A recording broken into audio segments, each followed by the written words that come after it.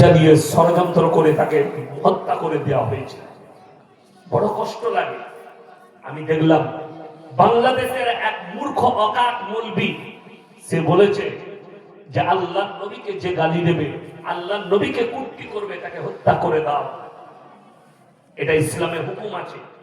আমি সেই মৌলবিকে বলতে চাই, তুমি একবার পেরিয়ে এসে আমার মাদ্রাসায় ভর্তি হও, তোমাকে নবীজি সাল্লাল্লাহু আলাইহি সাল্লামের জীবনী খুলে দেখিয়ে দেবো।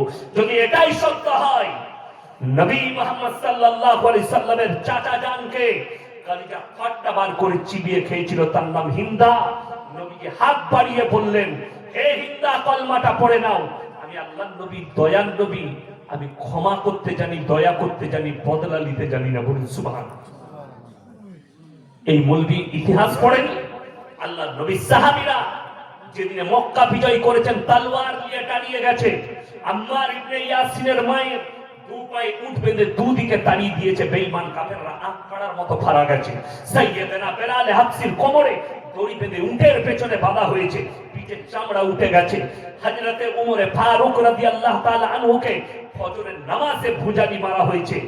বেঈমান কাফেররা হযরতে উসমানে গনি রাদিয়াল্লাহু তাআলা আনহু বুকে চেপে ভুজালি মেরেছে, রক্তের ছিটে কোরআনের আয়াতে লেগেছে, ফালা ওয়া রাব্বিকা লা ইউমিনুনা হাত্তা ইউহাক্কিমুকা ফীমা শাজারা বাইনাহুম। সেই কোরআন যদি কেউ দেখতে চাও, এখনো সমর ক্রান্তের লাইব্রেরিতে সেই কোরআন রাখা আছে, সেই উসমানে গনি রাদিয়াল্লাহু তাআলা আনহুর রক্ত রাখা আছে। নবীজি বললেন, হে আমার সাহাবীরা, আজকে মক্কা বিজয় হয়েছে, তোমরা আমার পাঁচটা কথার উপরে আমল করবে।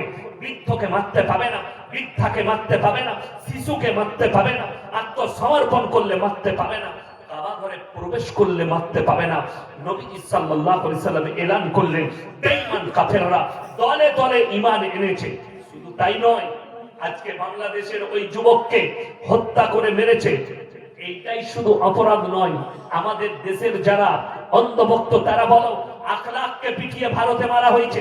রাজস্থানে একটা পরিযায়ী শ্রমিককে, বাঙালিকে পুড়িয়ে মারা হয়েছে। ভারতে এরকম অহরহ প্রত্যেক দিন ঘটছে। আমার মুসলমান ভাই, আপনাদেরকে বলে যাই, ইসলামটাকে ইসলামের মতো করলেন, নিজের মতো করে নয়। মন চাই জিন্দেগির নাম ইসলাম নয়, রব চাই জিন্দেগির নাম ইসলাম। আল্লাহ রাসূল সাল্লাল্লাহু আলাইহি সাল্লামের আখলাক আর চরিত্রের উপরে চলার নাম হচ্ছে ইসলাম। শুনেলেন, কিয়ামতের মারাত্মক আলামতগুলো প্রকাশ পেতে শুরু করে দিয়েছে।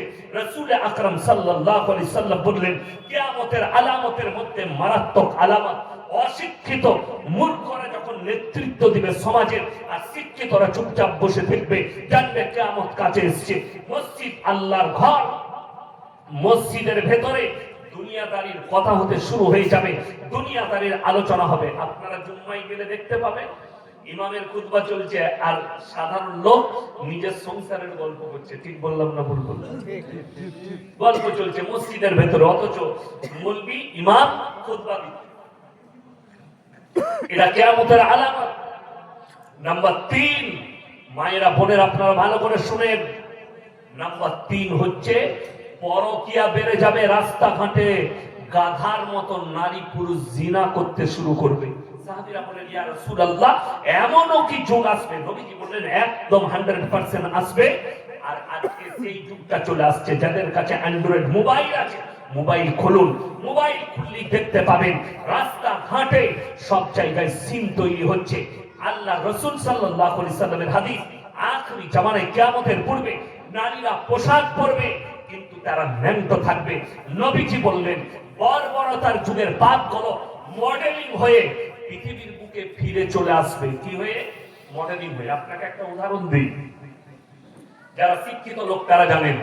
আমরা স্কুলে পড়েছি না পড়িনি বাবা?